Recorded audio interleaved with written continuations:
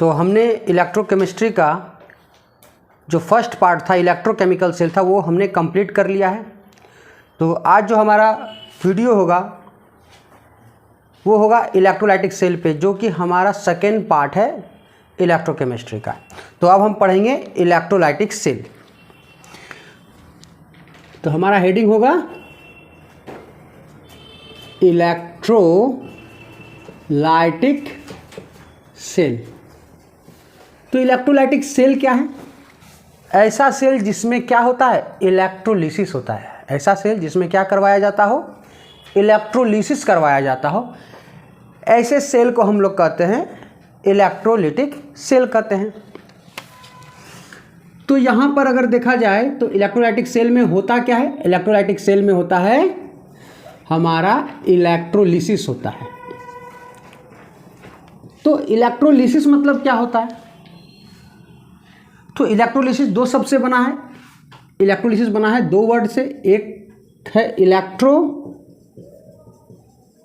Plus दूसरा word क्या है, लिसिस।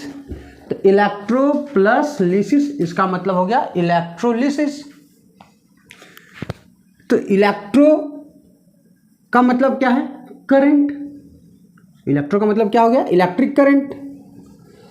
करंट के प्रेजेंस में लिसिस का मतलब क्या होता है, ब्रेकिंग। तो करंट के प्रेजेंस में ब्रेकिंग, तो किसका breaking, breaking of electrolyte, breaking of electrolyte या chemical compound, breaking of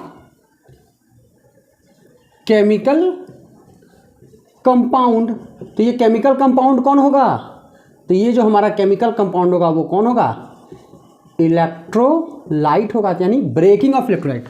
current के प्रेजेंस में हम किसका ब्रेकिंग करेंगे, इलेक्ट्रोलाइट का ब्रेकिंग करेंगे। इसलिए हम लोग क्या कहेंगे इस प्रोसेस को, इलेक्ट्रोलिसिस। ठीक है। तो यहां पर इलेक्ट्रोलाइटिक सेल में क्या होता है कि यहां पर इलेक्ट्रिकल एनर्जी, कौन सा एनर्जी यूज करते हैं, इलेक्ट्रिकल एनर्जी का यूज करके हम क्या करते हैं, केमिकल एनर्जी बनाते हैं। क्या बनाते हैं, केमिकल एनर्जी बनाते हैं। और इलेक्ट्रोकेमिकल सेल में क्या करते थे, केमिकल एनर्जी से इलेक्ट्रिकल एनर्जी बनाते थे।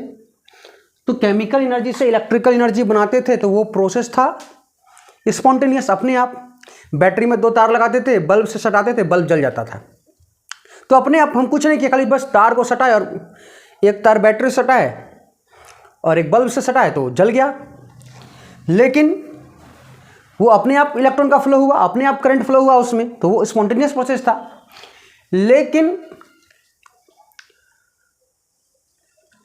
जब जैसे एग्जांपल में आपका मोबाइल है, तो मोबाइल में भी जो बैटरी होता है वो इलेक्ट्रोकेमिकल सेल होता है।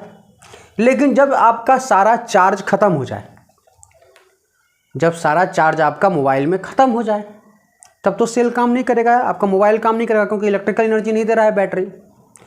तब हम क्या करते हैं, इलेक्ट्रिक करंट देते हैं, और वो बैटरी जो है उसी समय वो किसके तरफ बिहेव करने लगता है, इलेक्ट्रोलाइटिक सेल की तरफ बिहेव करने लगता है।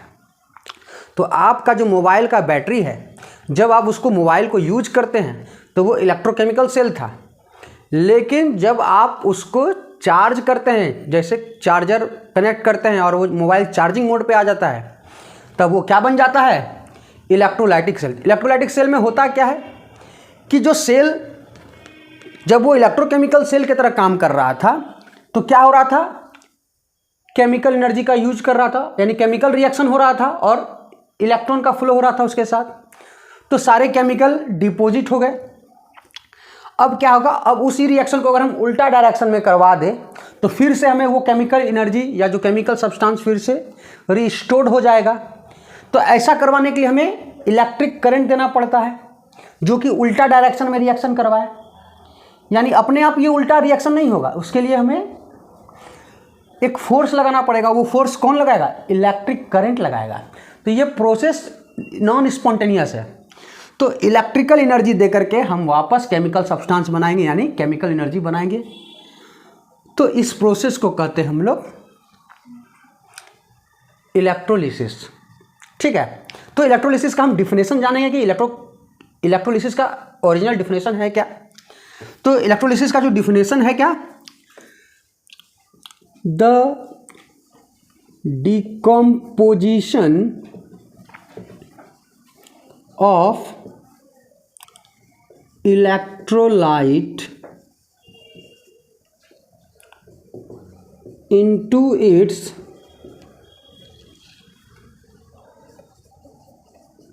constituent elements, the decomposition of electrolyte into its constituent element in the presence of electric current, in the presence of electric current is called electrolysis, is called electrolysis। ठीक है, तो ये हमारा क्या हो गया, डेफिनेशन हो गया। किसका डेफिनेशन हो गया, इलेक्ट्रोलिसिस का।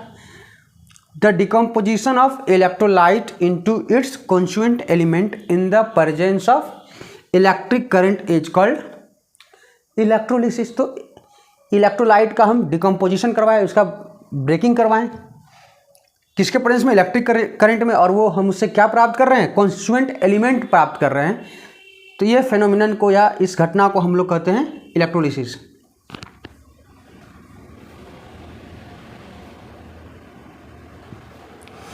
तो जैसे हम एक एग्जांपल लेते हैं कि हम यहाँ पर मान लेते हैं NaCl लिए, ठीक है, और NaCl का स्टेट क्या है, सॉलिड, और इस सॉलिड NaCl को हम किस में डाल दिए, वाटर में डाल दिए। तो वाटर में जब NaCl को डालेंगे तो क्या बन जाएगा, Na प्लस एक्वस और Cl माइनस एक्वस। तो कोई भी इलेक्ट्रोलाइट को पानी में डालेंगे तो क्या होगा, वो आयोनाइज होगा, आयन देगा, है ना, ये आर्हेनियस बोला था। तो आयोनाइज हुआ, तो इस प्रोसेस को कहते हैं हम लोग क्या, आयोनाइजेशन। क्या कहेंगे इस प्रोसेस को हम लोग, क्या कहेंगे, आयोनाइजेशन। लेकिन इलेक्ट्रोलिसिस क्या है, तो आयोनाइजेशन में हमें क्या प्राप्त होते हैं, आयंस प्राप्त होते हैं। आयोनाइजेशन में क्या होता है, आयंस प्राप्त होता है। लेकिन इलेक्ट्रोलिसिस में आयंस प्राप्त नहीं होता है। इलेक्ट्रोलिसिस में हमें क्या प्राप्त होता है, एलिमेंट के फॉर्म में प्राप्त होता है, एलिमेंट, एलिमेंटल फॉर्म में पाए जाते हैं एलिमेंट। तो जैसे हम यहाँ पर ले लिए NaCl फिर से, लेकिन इस बार NaCl सॉलिड स्टेट में नहीं लिए हैं, हम किस स्टेट में लिए हैं, लिक्विड स्टेट में, यानी मोल्टेन फॉर्म में। कौन सा फॉर्म में लिए हैं, मोल्टेन फॉर्म में लिए हैं। और जब हम इस पर क्या करते हैं, इलेक्ट्रिक करंट, यानी हम क्या पास करते हैं इसमें, इलेक्ट्रिसिटी पास करते हैं, ठीक है, यानी इलेक्ट्रिक करंट पास किए, तो क्या होगा, Na अलग जमा हो जाएगा कैथोड पे, और एनोड पे क्या जमा हो जाएगा, क्लोरीन गैस जमा हो जाएगा। तो NaCl में, NaCl मोल्टेन NaCl में हम इलेक्ट्रिक करंट पास कर दिए, तो एक इलेक्ट्रोड में यानी कैथोड में सोडियम जमा हो गया, डिपॉजिट सॉलिड फॉर्म, और एनोड में यानी दूसरे इलेक्ट्रोड में क्लोरीन गैस लिबरेट होने लगा। तो ये दोनों इस बार जो मिला वो किस फॉर्म में है, आयन के फॉर्म में है, नहीं, ये आयन के फॉर्म में नहीं है, ये अपने एलिमेंटल फॉर्म में है। किस फॉर्म में है, इसे एलिमेंट कहेंगे ना, आयन के फॉर्म में नहीं है, तो ये एलिमेंटल फॉर्म में है। तो यहाँ देखिए constituent element, the decomposition of electrolyte into constituent element in the presence of electric current is called electrolysis. तो यहाँ पर ये जो इलेक्ट्रोलाइट है NaCl, इसका डिकम्पोजिशन हुआ है ना, Na अलग हो गया, क्लोरीन अलग हो गया, किस फॉर्म में, इनटू इट्स कॉन्स्टिट्यूएंट एलिमेंट। तो एलिमेंट अलग अलग हो गया, यानी एलिमेंटल फॉर्म है, आयन के फॉर्म में नहीं है। तो इस प्रोसेस को हम लोग क्या कहते हैं, इस प्रोसेस को हम लोग कहते हैं इलेक्ट्रोलिसिस कहते हैं। इस प्रोसेस को क्या कहते हैं हम लोग, इलेक्ट्रोलिसिस कहते हैं। तो बस यही अंतर है इलेक्ट्रोलिसिस और आयोनाइजेशन में। आयोनाइजेशन में कोई करंट फ्लो नहीं होता है, बस पानी में डाले आयोनाइज हो गया, आयंस दिया। लेकिन जब इलेक्ट्रोलाइट में या तो लिक्विड होगा या एक्वस सॉल्यूशन होगा, उसमें इलेक्ट्रिसिटी पास करेंगे तो वो Na और यानी कॉन्स्टिट्यूएंट एलिमेंट में टूट जाएगा, डिकम्पोज हो जाएगा। इसी प्रोसेस को हम लोग इलेक्ट्रोलिसिस कहते हैं। तो अब हम पढ़ेंगे कि हमारा जो इलेक्ट्रोलिसिस करने पर जो प्रोडक्ट है, तो प्रोडक्ट कौन कौन से फैक्टर पे डिपेंड करता है, यानी किस किस फैक्टर पे हमारा प्रोडक्ट डिपेंड करता है। तो अब हम पढ़ेंगे product of electrolysis depends on. तो इलेक्ट्रोलिसिस करने पर जो हमें प्रोडक्ट मिलेगा तो वो कौन कौन से फैक्टर पे डिपेंड करेगा। तो हम पढ़ेंगे फैक्टर्स, जो इलेक्ट्रोलिसिस का प्रोडक्ट किस किस फैक्टर पे डिपेंड करता है। तो सबसे पहला है हमारा factor nature of electrolyte. Nature of electrolyte, अगर हम इलेक्ट्रोलाइट चेंज कर दें तो क्या प्रोडक्ट चेंज हो जाएगा। अभी हम NaCl लिए थे, अब हम उसके बदल के कॉपर सल्फेट लेंगे तो प्रोडक्ट हमें डिफरेंट मिलेगा कि नहीं मिलेगा। अगर इस बार NaCl लिए और अगला बार कॉपर सल्फेट ले लेंगे इलेक्ट्रोलाइट, तो दोनों केस में प्रोडक्ट हमें इलेक्ट्रोलिसिस का डिफरेंट आएगा। तो नेचर ऑफ इलेक्ट्रोलाइट पे भी डिपेंड करता है। इलेक्ट्रोलाइट चेंज करेंगे तो हमारा प्रोडक्ट क्या हो जाएगा, चेंज हो जाएगा। दूसरा फैक्टर क्या है, तो हमारा दूसरा फैक्टर है physical state of electrolyte. State of electrolyte,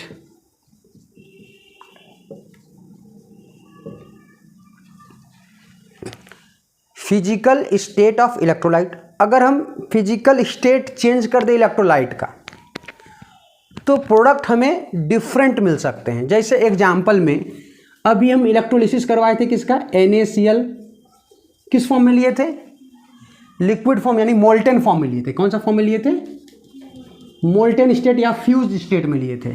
लेकिन अगर हम NaCl एक्वस ले लें, यानी किस फॉर्म में ले लिए, एक्वस सॉल्यूशन फॉर्म में ले लिए हैं, तो इस केस में क्या होगा, प्रोडक्ट डिफरेंट आ जाएगा। इस केस में क्या होगा, प्रोडक्ट डिफरेंट आ जाएगा, ठीक है ना। तो इस केस में NaCl में हम देखे थे सोडियम और क्लोरीन मिल रहा था, लेकिन इस केस में अगर हम देखेंगे तो इस केस में हाइड्रोजन आपको मिलने लगेगा। इस केस में सोडियम नहीं मिलेगा, इस केस में क्या मिलेगा, हाइड्रोजन गैस मिलने लगेगा, ठीक है, सोडियम के जगह पे। तो अगर फिजिकल स्टेट बदल देंगे, और फिजिकल स्टेट दो ही हो सकता है, मोल्टेन या एक्वस। सॉलिड स्टेट में इलेक्ट्रोलिसिस नहीं करवाते हम लोग, ठीक है, क्योंकि इसमें सॉलिड स्टेट में इलेक्ट्रोलाइट में आयन का मूवमेंट नहीं होगा, क्योंकि इलेक्ट्रोलाइट क्या होते हैं, जनरली आयनिक कंपाउंड होते हैं, और आयनिक कंपाउंड ही आयोनाइज होते हैं। तो आयनिक कंपाउंड सॉलिड स्टेट में बहुत ही स्टेबल होते हैं, बहुत ही ज़्यादा, आप उसको इलेक्ट्रिक करंट दे करके उसका ब्रेकडाउन नहीं करवा सकते हैं, ठीक है। तो जब भी उसका ब्रेकडाउन होगा या तो मोल्टेन में या तो एक्वस फॉर्म में ही आयन का रिएक्शन करवा सकते हैं। तो यहाँ पर दूसरा फैक्टर क्या था, फिजिकल स्टेट ऑफ इलेक्ट्रोलाइट, यानी अगर हम इलेक्ट्रोलाइट का फिजिकल स्टेट चेंज कर दे, मोल्टन से एक्वस कर दे, तो हमें जो प्रोडक्ट मिलेगा इलेक्ट्रोलिसिस करने पर वो डिफरेंट आ जाएगा। तो तीसरा फैक्टर है हमारा, तो हमारा तीसरा फैक्टर होगा कंसंट्रेशन ऑफ इलेक्ट्रोलाइटिक सॉल्यूशन। तो इलेक्ट्रोलाइटिक सॉल्यूशन का कंसंट्रेशन पर भी डिपेंड करेगा। एक बार अगर डाइल्यूट सॉल्यूशन ले और एक बार कौन सा सॉल्यूशन ले, एक बार कौन सॉल्यूशन ले, एक बार कौन सा सॉल्यूशन लिए, डाइल्यूट सॉल्यूशन, और एक बार कंसंट्रेटेड सॉल्यूशन ले, तो इस केस में भी हो सकता है आपका प्रोडक्ट डिफरेंट आ जाए।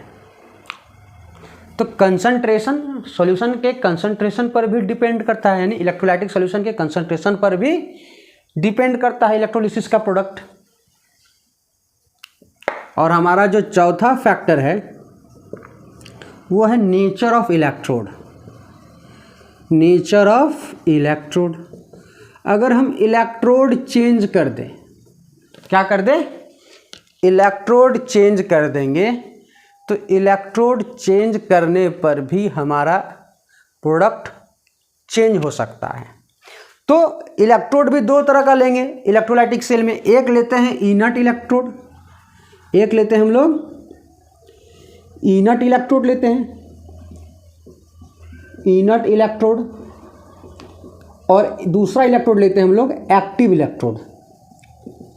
एक्टिव इलेक्ट्रोड, तो ये इनर्ट इलेक्ट्रोड क्या होता है जी, जो जल्दी किसी से रिएक्शन ना करें, यानी वो इलेक्ट्रोड इनर्ट रहेगा, सॉल्यूशन में जब डूबा रहेगा वो इलेक्ट्रोड, तो वो रिएक्शन नहीं करेगा, आयन के साथ रिएक्शन नहीं करेगा, ठीक है ना। तो जनरली ये नो रिएक्शन शो करेगा, नो रिएक्शन, ठीक है। और जनरली किसे लेते हैं हम लोग इनर्ट इलेक्ट्रोड, प्लेटिनम को, बेस्ट है प्लेटिनम। अगर सस्ता लेना हो तो उसके लिए हम क्या लेंगे, ग्रेफाइट या कार्बन इलेक्ट्रोड, क्योंकि प्लेटिनम बहुत ही कॉस्टली है, लगभग इसका कॉस्ट जो है गोल्ड के पास है, ठीक है। तो प्लेटिनम या ग्रेफाइट, सस्ता होता है ग्रेफाइट, तो ग्रेफाइट का यूज कर सकते हैं या तो प्लेटिनम का यूज कर सकते हैं। अगर ग्रेफाइट यूज करेंगे तो अगला बार एक बार रिएक्शन करवाए लेकिन दूसरा बार ग्रेफाइट, वो ग्रेफाइट काम नहीं आएगा, हमें फिर से उसे नया ग्रेफाइट लेना होगा। लेकिन प्लेटिनम इलेक्ट्रोड जब लेंगे तो प्लेटिनम इलेक्ट्रोड को बार बार यूज कर सकते हैं।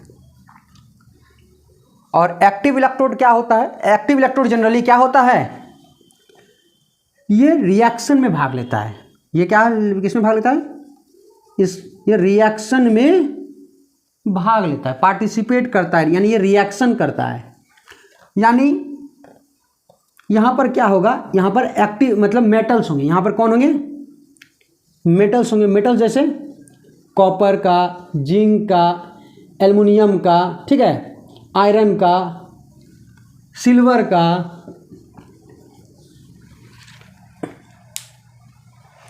तो ये सब क्या है, एक्टिव इलेक्ट्रोड है।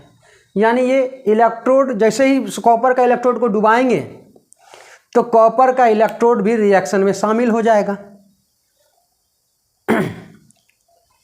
तो धीरे धीरे इलेक्ट्रोड गायब होने लगेगा, रिएक्शन में शामिल होने लगेगा, तो क्या होगा, रिएक्शन में तो उसका वेट क्या होगा, लॉस होने लगेगा, वो गायब होने लगेगा, गलने लगेगा वो इलेक्ट्रोड। तो ये सारा फैक्टर है जिस पे इलेक्ट्रोलिसिस का प्रोडक्ट डिपेंड करता है। तो अब हम बारी बारी से अलग अलग केस पढ़ेंगे, अलग अलग तरह से इलेक्ट्रोलिसिस का केस हम पढ़ने जा रहे हैं। तो हमारा जो पहला केस है वो अब पढ़ेंगे। तो जो हमारा पहला केस है, केस 1,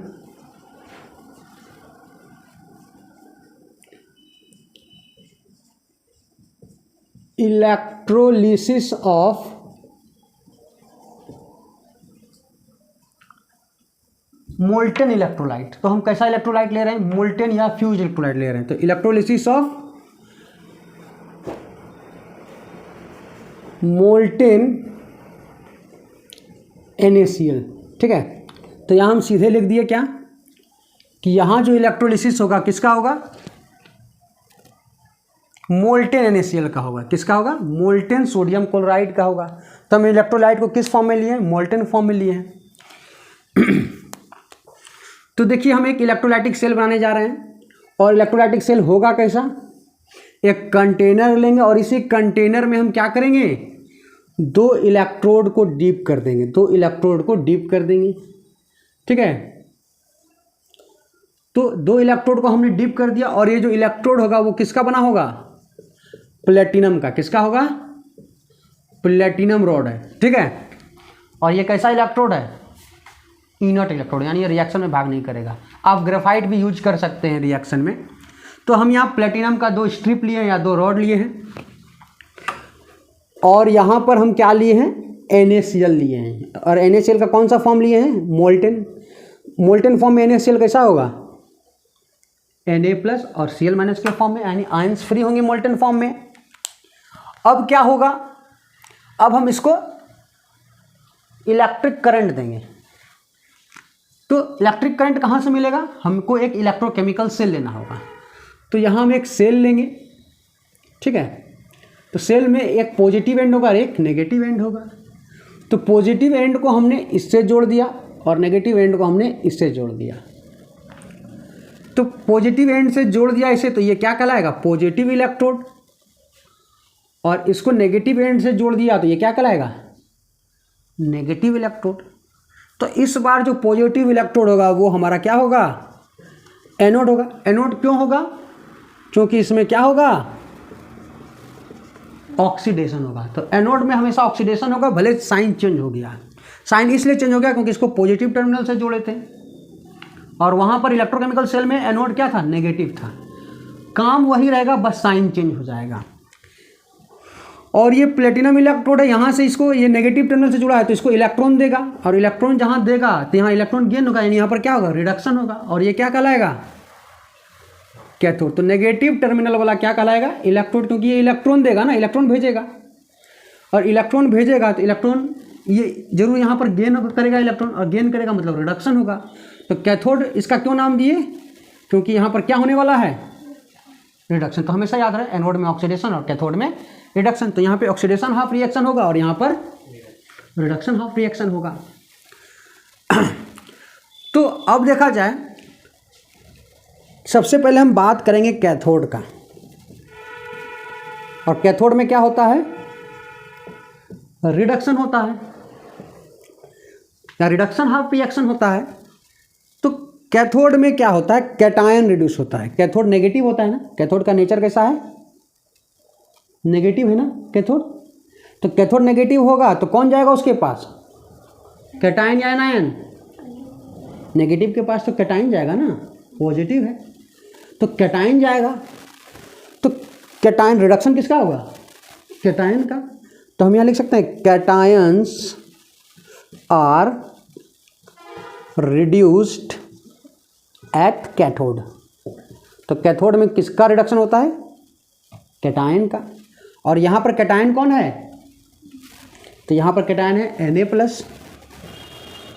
तो कैसे रिड्यूस होगा, रिड्यूस करने के लिए इलेक्ट्रॉन चाहिए, कितना इलेक्ट्रॉन इसको चाहिए जी, एक इलेक्ट्रॉन चाहिए, 1 प्लस चार्ज है, अगर इसको 1 इलेक्ट्रॉन मिल गया तो क्या होगा, Na, ये सॉलिड जमा। तो यहाँ पर कैथोड में क्या जमा हो जाएगा, ये क्या जमा हो गया, सोडियम जमा हो गया। यहाँ पर क्या जमा हो जाएगा, सोडियम जमा हो जाएगा।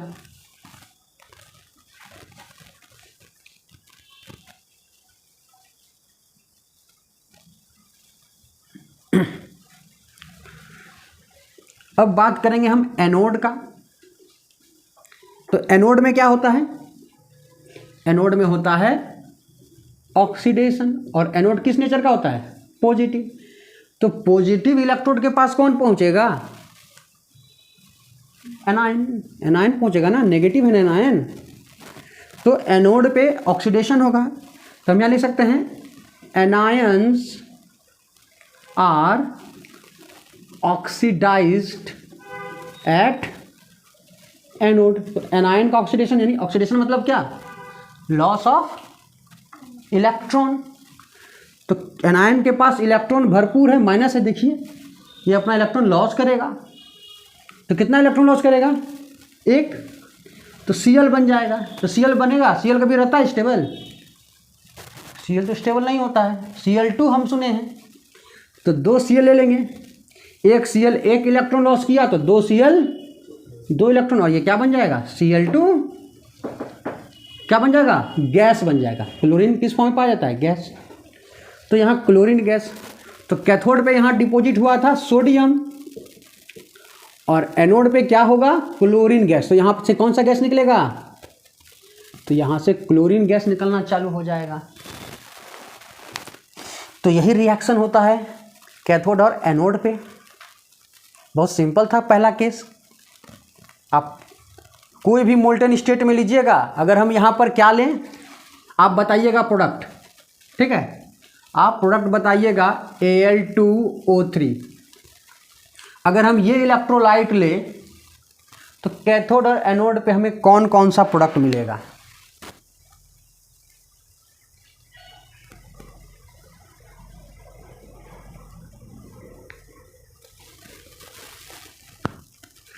जल्दी जल्दी जवाब दीजिए। कैथोड पे और एनोड पे कौन कौन सा सब्सटेंस डिपॉजिट होगा अगर हम एल्युमिनियम ऑक्साइड का इलेक्ट्रोलिसिस करवाए तो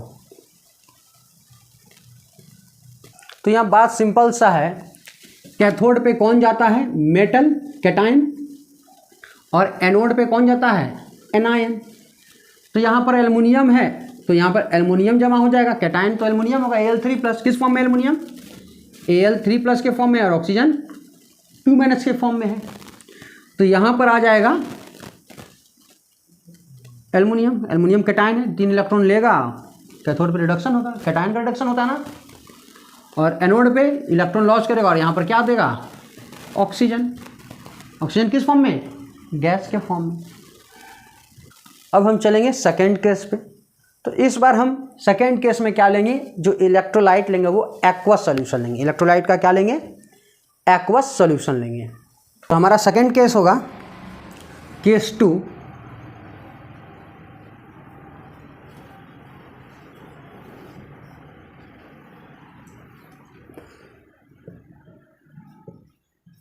इलेक्ट्रोलिसिस ऑफ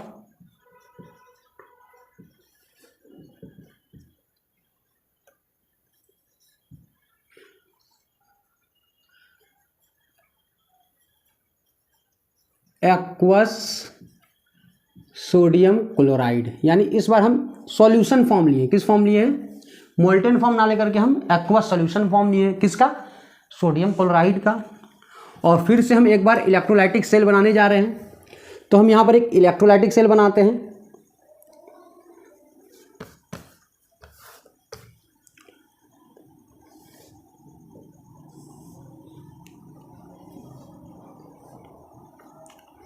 तो इलेक्ट्रोलाइटिक सेल के लिए हम क्या करना पड़ेगा, हमें 2 इलेक्ट्रोड लेना पड़ेगा, और वो इलेक्ट्रोड किसका होगा, प्लेटिनम।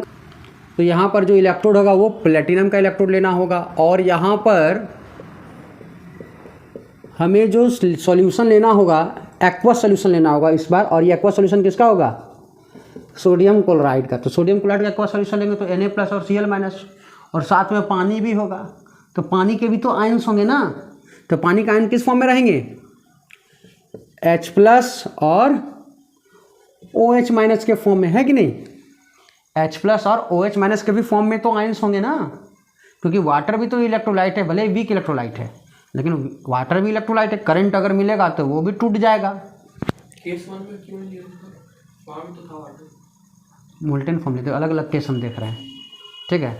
वाटर वहाँ कहाँ था, वहाँ पिघला हुआ नमक था, हाई टेम्परेचर पे नमक को पिघला दिए थे और उसका इलेक्ट्रोलिसिस करवाए थे, और इस बार पानी में घुल दी, स्टेट चेंज कर दी, फिजिकल स्टेट, मोल्टेन फॉर्म में लिए एकदम शुद्ध NaCl, और इस बार पानी में घुला हुआ NaCl लिए।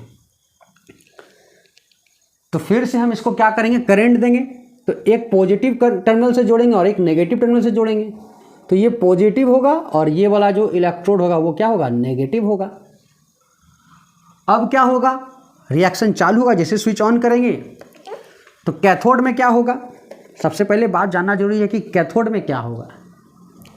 तो यहाँ अगर हम देखें कैथोड, तो कैथोड में हम जानते हैं कि कैथोड में क्या होता है, रिडक्शन। तो ये हमारा जो कंटेनर है ये कौन सा सेल है, इलेक्ट्रोलाइटिक सेल है। ये कौन सा सेल है, इलेक्ट्रोलाइटिक, जिसमें इलेक्ट्रोलिसिस करवाया जाए, ये इलेक्ट्रोलाइटिक सेल है, ठीक है ना। और इसका जो कंटेनर का जो वाल होता है वो क्या होता है, नॉन कंडक्टिंग होता है, जिससे करंट पास ना हो, इंसुलेटर होता है एक तरह का, ठीक है। तो कैथोड में रिडक्शन होता है और कैथोड का साइन क्या है, पॉजिटिव, सॉरी नेगेटिव। तो कैथोड तो नेगेटिव नेचर का है, तो इसके पास कौन आएगा, कैटायन आएगा। नेगेटिव नेचर का है तो हम लिख चुके हैं कि cations are reduced at cathode. तो यहाँ पर कैटायन, इस बार समस्या हो गया कि 2 कैटायन है, एक कैटायन है Na+ और दूसरा कैटायन कौन है। अब रिडक्शन होगा तो किसका होगा। तो हम लोग इलेक्ट्रोकेमिस्ट्री में इलेक्ट्रोकेमिकल सेल या इलेक्ट्रोकेमिकल सीरीज पढ़ चुके हैं। अगर रिडक्शन करवाना हो तो हम 2 एलिमेंट को कंपेयर करके बता सकते हैं इलेक्ट्रोकेमिकल सीरीज में कि रिडक्शन किसका पहले होगा, जिसका रिडक्शन पोटेंशियल ज़्यादा होगा। जिसका स्टैंडर्ड रिडक्शन पोटेंशियल ज़्यादा होगा वो क्या होगा, पहले इलेक्ट्रॉन गेन करेगा, पहले रिडक्शन करेगा, पढ़े है ना। तो इलेक्ट्रोकेमिकल सीरीज में ये ज़रा बताइए आप लोग कि ऊपर से नीचे जाने पर क्या होता है। इलेक्ट्रोकेमिकल सीरीज में अगर हम ऊपर से नीचे जाएंगे तो SRP क्या होता है, बढ़ेगा, इंक्रीज होता है। SRP ऊपर से नीचे जाने पर इंक्रीज होता है, और SRP ऊपर से नीचे जाने पर इंक्रीज होने के चलते रिडक्शन करने का टेंडेंसी बढ़ते जाता है। तो आप हमको बताइए कि Na+ और H+ में ऊपर कौन है और नीचे कौन है? सोडियम ऊपर है और हाइड्रोजन नीचे, क्योंकि ये एक्टिव मेटल है। सबसे ऊपर में एक्टिव मेटल है। Sodium, lithium, sodium, potassium, calcium, magnesium ऊपर है और हाइड्रोजन बीच में है। तो हाइड्रोजन का रिडक्शन पोटेंशियल क्या होगा? ज़्यादा होगा। तो हाइड्रोजन का रिडक्शन पोटेंशियल ज़्यादा होने के चलते हाइड्रोजन क्या करेगा? इलेक्ट्रॉन लेगा। Na नहीं भाग लेगा। कौन लेगा? H+ लेगा भाग, नहीं हाइड्रोजन लेगा। हाइड्रोजन क्या करेगा? एक इलेक्ट्रॉन गेन करेगा और क्या बन जाएगा? H। तो H तो बनता नहीं है, H2 बनता है। तो हम क्या करेंगे? 2H+ लेंगे और 2 इलेक्ट्रॉन गेन करवाएंगे, तो जब जाके H2 बनेगा। तो कैथोड में क्या लिबरेट होगा? कौन सा गैस लिबरेट होगा? Hydrogen gas. कौन सा गैस लिबरेट होगा? Hydrogen gas. तो हम यहाँ क्या लिख सकते हैं? At cathode that cation reduces whose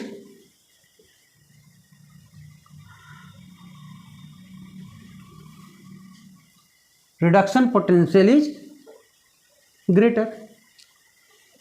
At cathode that cation reduces whose reduction potential. तो रिडक्शन पोटेंशियल से हम यहाँ समझेंगे SRP। हम क्या समझेंगे? SRP is greater. तो जिसका SRP बड़ा होगा, रिडक्शन पोटेंशियल ज़्यादा होगा, वो रिड्यूस करेगा कैथोड पे। अब हम चलते हैं एनोड पे। तो एनोड पे क्या होगा?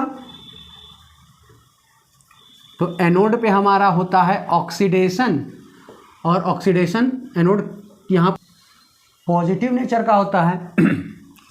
तो यहाँ पर एनायन कितना है? तो एनोड पे होता क्या है? एनायन का oxidation, anion are oxidises at anode. तो लेकिन यहाँ समस्या है, एनायन 2 है। एक एनायन है Cl- और दूसरा है OH-। अब ऑक्सीडेशन हो तो हो किसका हो? किसका ऑक्सीडेशन होगा? कौन इलेक्ट्रॉन लॉस पहले करेगा? Cl करेगा या OH- करेगा? तो आप तो यहाँ पर SRP सीरीज, इलेक्ट्रोकेमिकल सीरीज जान रहे थे, तो आप बता दिए। तो देखिए यहाँ पर हम आपको कुछ एनायन लिख देते हैं, और एनायन जनरली ऑक्सीडाइज होता है। आप जान रहे हैं कि एनायन ऑक्सीडेशन। तो हम कुछ एनायन का लिस्ट लिख देते हैं और उसका ऑक्सीडेशन पोटेंशियल लिख देते हैं, और वही एनायन बार बार आपको आएगा, मिलेगा। तो जैसे पहला एनायन है सल्फेट आयन, दूसरा एनायन है NO3-, अगला एनायन है OH-, Cl-, Br- और I-। तो अगर हम इधर से लेफ्ट से राइट जाएंगे, लेफ्ट से राइट की ओर मूव करेंगे, तो ऑक्सीडेशन पोटेंशियल इंक्रीज होता है। Oxidation potential increases. तो ऑक्सीडेशन उसी का होगा जिसका ऑक्सीडेशन पोटेंशियल ज़्यादा। यहाँ पर रिडक्शन उसी का हो रहा था जिसका रिडक्शन पोटेंशियल ज़्यादा था। तो ऑक्सीडेशन किसका होगा? जिसका ऑक्सीडेशन पोटेंशियल ज़्यादा होगा, या जिसका रिडक्शन पोटेंशियल कम होगा। तो ऑक्सीडेशन पोटेंशियल इंक्रीज हो रहा है, तो रिडक्शन पोटेंशियल इधर क्या होगा? डिक्रीज होगा। ऑक्सीडेशन पोटेंशियल बढ़ रहा है, तो रिडक्शन पोटेंशियल क्या हो रहा है?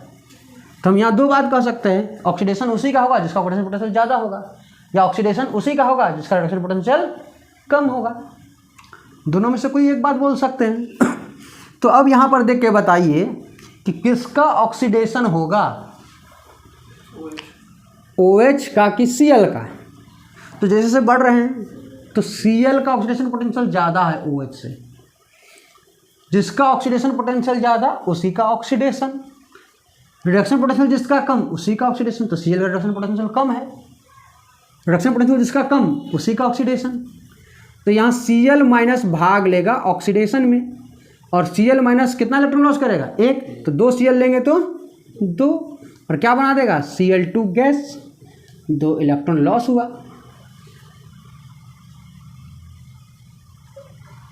तो हम लिख सकते हैं क्या? at anode that anion oxidizes whose oxidation potential is greater। जिसका ऑक्सीडेशन पोटेंशियल ज़्यादा होगा वही ऑक्सीडाइज करेगा। ये बात सिंपल सा है। तो जो हमारा तीसरा केस है electrolysis of aqueous copper sulphate solution, तो हम यहाँ पर कॉपर सल्फेट का एक्वस सॉल्यूशन का इलेक्ट्रोलिसिस करवाने जा रहे हैं। तो यहाँ पर उसी तरह से एक इलेक्ट्रोलाइटिक सेल ड्रॉ करेंगे।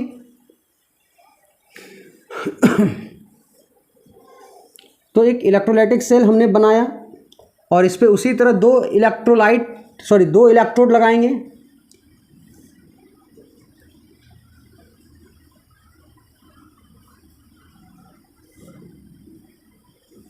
और दोनों का दोनों इलेक्ट्रोड किसका होगा?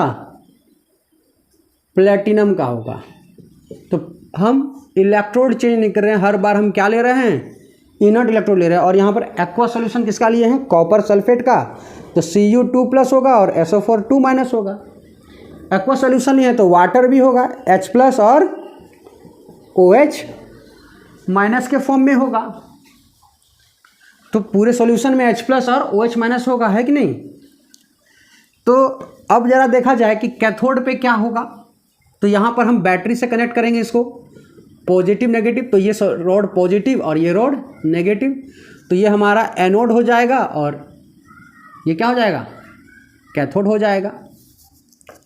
तो सबसे पहले हम देखेंगे कैथोड में क्या होगा। तो कैथोड में क्या होता है? रिडक्शन हाफ रिएक्शन होता है। और कैथोड यहाँ पर क्या है? नेगेटिव इलेक्ट्रोड है। तो इसके पास जाएगा कौन? कैटायन। और कैटायन कौन कौन है हमारे पास? Cu2+ है और H+ है।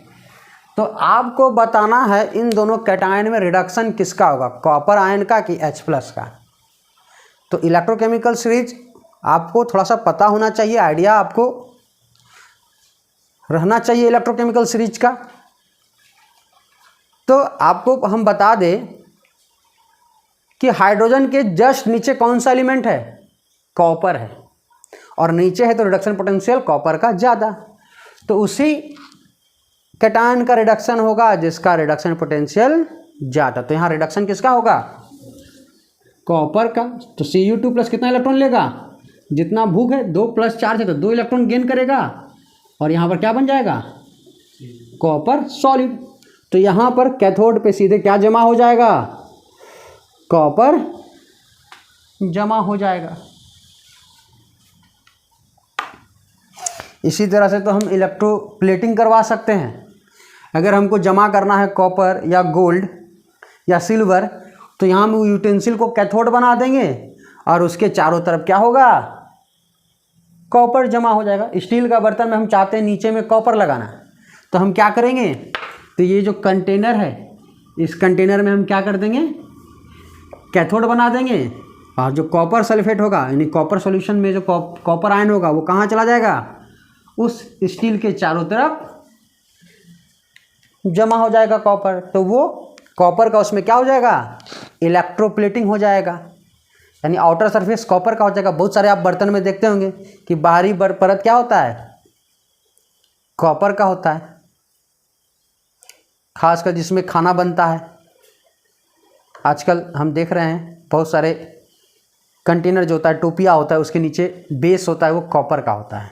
तो इसी मेथड के द्वारा इलेक्ट्रोप्लेटिंग करवा के ही बनाया जाता है और ये थोड़ा कॉस्टली प्रोसेस होता है।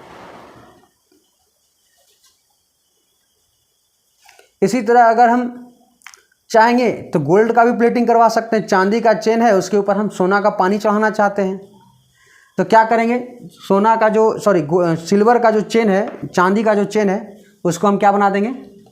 कैथोड। और सॉल्यूशन किसका लेंगे? कॉपर सल्फेट का। तो धीरे धीरे कॉपर क्या होगा? कैथोड पे यहाँ पर जो सॉल्यूशन लेंगे वो किसका लेंगे? गोल्ड का लेंगे, क्योंकि हमें गोल्ड का ना प्लेटिंग करना है। तो हम इस बार गोल्ड का सॉल्यूशन लिए। तो गोल्ड जो कैटायन है Au का जो कैटायन होगा, गोल्ड का जो कैटायन होगा वो क्या होगा, रिड्यूस होगा किस पे, चांदी के चेन पे, और पूरे चांदी का चेन पे क्या हो जाएगा, गोल्ड के एटम डिपॉजिट हो जाएंगे और लगेगा कि चेन किसका है, गोल्ड का है कि नहीं।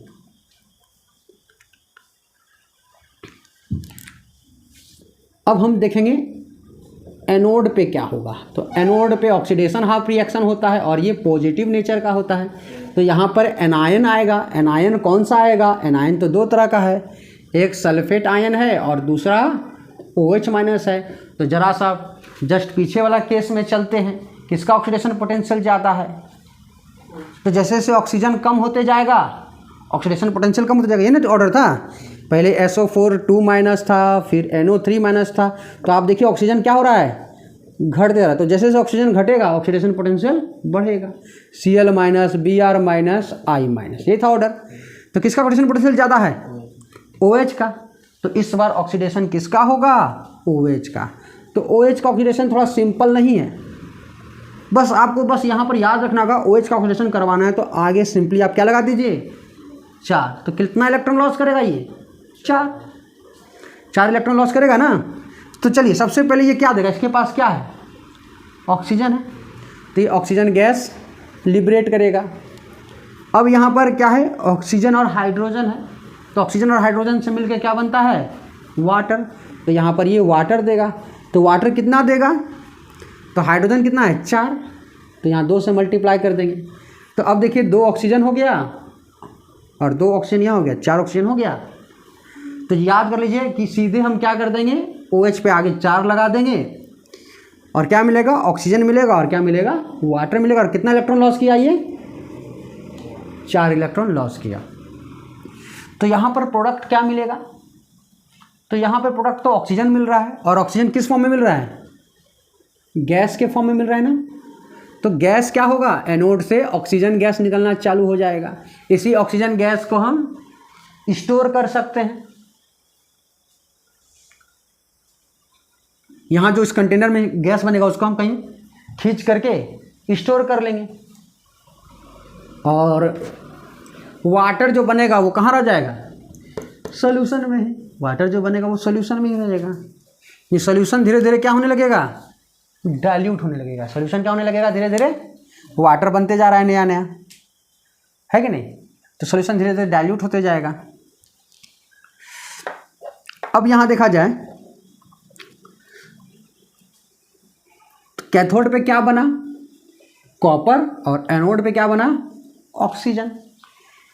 अब हम केस 4 पढ़ेंगे, जो केस 4 थोड़ा सा डिफरेंट होगा, ठीक है। तो इस बार हम क्या करेंगे, इस बार हम इनर्ट इलेक्ट्रोड नहीं लेंगे। हर बार हम जो इलेक्ट्रोड ले रहे थे वो प्लेटिनम का ले रहे थे, जो कि एक हमारा इनर्ट इलेक्ट्रोड था। इस बार हम इलेक्ट्रोड क्या करने जा रहे हैं, चेंज कर देंगे और इस बार हम लेंगे एक्टिव इलेक्ट्रोड लेंगे, लेकिन सॉल्यूशन वही रहेगा, कॉपर सल्फेट का रहेगा।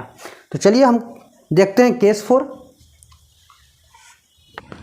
तो हमारा केस 4 क्या है, electrolysis of aqueous copper sulphate solution using copper electrode. तो इस बार हम इलेक्ट्रोड चेंज करने जा रहे हैं। इलेक्ट्रोड इस बार हम किसका ले रहे हैं, कॉपर का। यानी आप सॉल्ट किसका लिए हैं, कॉपर का, और रॉड भी किसका लिए हैं, कॉपर। यानी सॉल्यूशन और रॉड दोनों सेम मेटल का होना चाहिए। अगर सिल्वर का सॉल्यूशन लेते हैं तो सिल्वर का इलेक्ट्रोड लेंगे, कॉपर का ले रहे हैं तो कॉपर का इलेक्ट्रोड लेंगे। तो हम इलेक्ट्रोलाइटिक सेल बनाने जा रहे हैं यहाँ पर।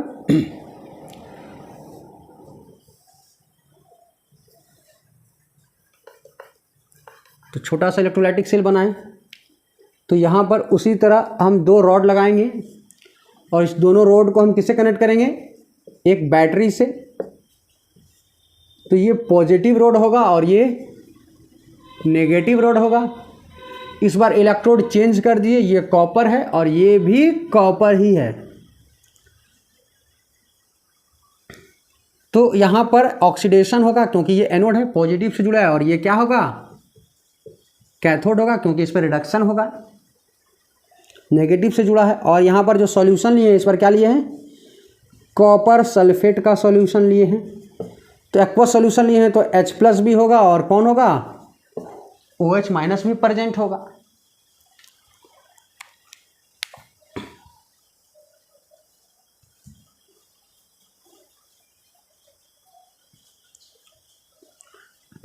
तो सबसे पहले हम कैथोड पे देखें, तो कैथोड पे क्या होगा जी, तो कैथोड पे आपको पता है सर रिडक्शन होता है, और ये कैथोड जो है वो नेगेटिव नेचर का है। तो कैटायन इसके पास जाएंगे, कैटायन कौन है, तो कैटायन यहाँ पर दो तरह के हैं, कॉपर आयन है और H+ आयन है। कौन आयन रिडक्शन करेगा, कॉपर आयन करेगा कि रिडक्शन H+ आयन रिडक्शन करेगा। तो इलेक्ट्रोकेमिकल सीरीज में हाइड्रोजन से जस्ट नीचे कॉपर है, और जो नीचे होता है उसी का रिडक्शन होता है जल्दी। तो यहाँ पर जल्दी किसका रिडक्शन होगा, कॉपर का।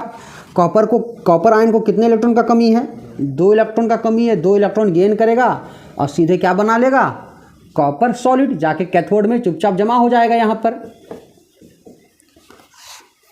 तो यहाँ जो जमा हो जाएगा वो कौन जमा हो जाएगा, कॉपर मेटल। अब बारी आया एनोड का। तो अगर हम एनोड की बात करें तो एनोड में क्या होता है, ऑक्सीडेशन, और एनोड का नेचर क्या है, प्लस है। तो यहाँ पर एनायन आएंगे, तो एनायन कौन है, तो यहाँ पर जो एनायन है वो है सल्फेट आयन और OH- आयन। तो अब यहाँ पर सीन बदल जाएगा, यहाँ पर सीन क्या हो जाएगा, चेंज हो जाएगा, क्योंकि हमने इलेक्ट्रोड चेंज कर दिया है। और हमने पहले भी बता दिया था कि अगर इलेक्ट्रोड चेंज कर देंगे तो प्रोडक्ट क्या हमें मिलेगा, हमें प्रोडक्ट डिफरेंट मिल सकता है। तो यहाँ पर ये सिचुएशन काम नहीं करेगा। तो ये वाला सिचुएशन से अगर आप सोचोगे तो गलत हो जाएगा। अगर आप इलेक्ट्रोड और सॉल्यूशन दोनों सेम लिए हो, यानी कॉपर का साल्ट और कॉपर का इलेक्ट्रोड, सिल्वर का साल्ट सिल्वर का इलेक्ट्रोड, तो ऐसे केस में कैथोड और एनोड पे सेम रिएक्शन होता है, लेकिन अपोजिट डायरेक्शन में। तो यहाँ पर क्या होगा, जो कैथोड पे रिएक्शन होगा वही एनोड पे रिएक्शन होगा, लेकिन अपोजिट डायरेक्शन में। तो कैथोड पे कौन सा रिएक्शन हुआ है, कॉपर आयन 2 इलेक्ट्रॉन गेन किया, कॉपर बना, रिडक्शन हुआ ना यहाँ। तो यहाँ पर ऑक्सीडेशन होगा, उल्टा लिख देंगे इसको, Cu सॉलिड क्या करेगा, 2 इलेक्ट्रॉन लॉस करेगा, 2 इलेक्ट्रॉन लॉस करेगा तो क्या बन जाएगा, Cu2+ एक्वस, 2 इलेक्ट्रॉन लॉस कर दिया। तो यहाँ पर वही रिएक्शन होगा जो कैथोड पे हुआ, लेकिन अपोजिट डायरेक्शन में। तो हम यहाँ लिख सकते हैं, in this case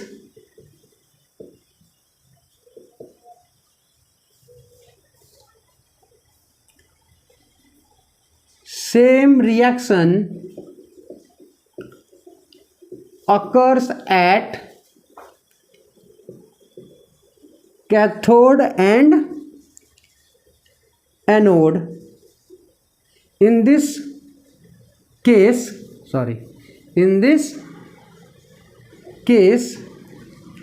same reaction occurs at cathode and anode, but in opposite direction. तो डायरेक्शन रिएक्शन का क्या है, उल्टा है कि नहीं। अब देखिए यहाँ पर क्या हो रहा है, एनोड पे क्या हो रहा है, कॉपर 2 इलेक्ट्रॉन लॉस कर रहा है और कॉपर आयन बन रहा है।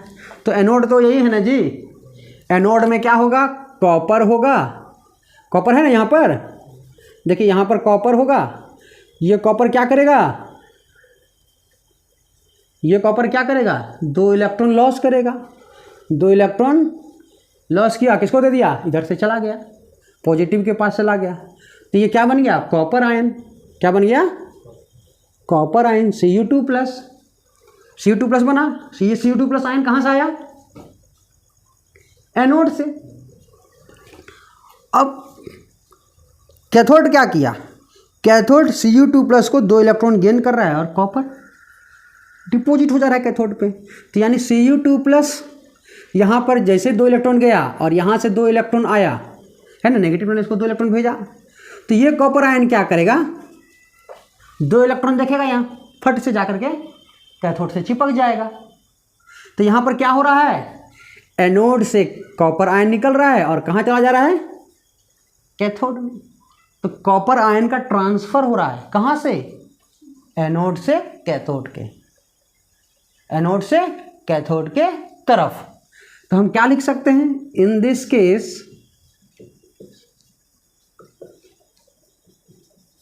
Transfer of ions, transfer of ions takes place from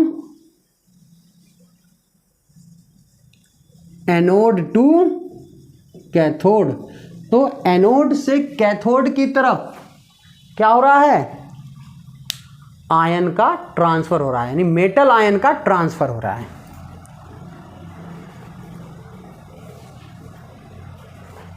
तो अब बताइए क्या इस सॉल्यूशन में जो कॉपर आयन प्रेजेंट है क्या उसका कंसंट्रेशन चेंज होगा।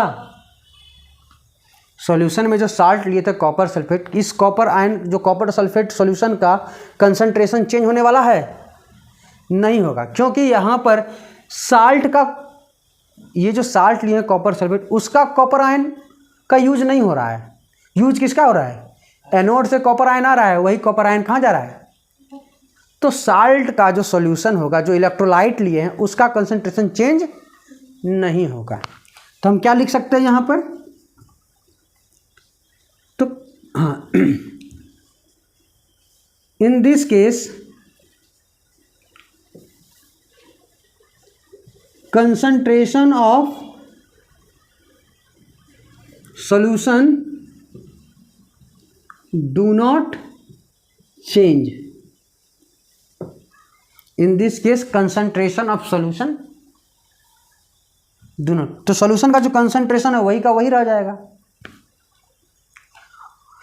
और ये जो केस है इसका यूज करते हैं हम लोग प्यूरिफिकेशन ऑफ मेटल में। अगर कोई मेटल इम्प्योर मेटल है उसका अगर हमको सारा इम्प्योरिटी निकाल देना है तो हम कौन सा मेथड यूज करेंगे, केस 4 वाला मेथड यूज करेंगे। तो दिस मेथड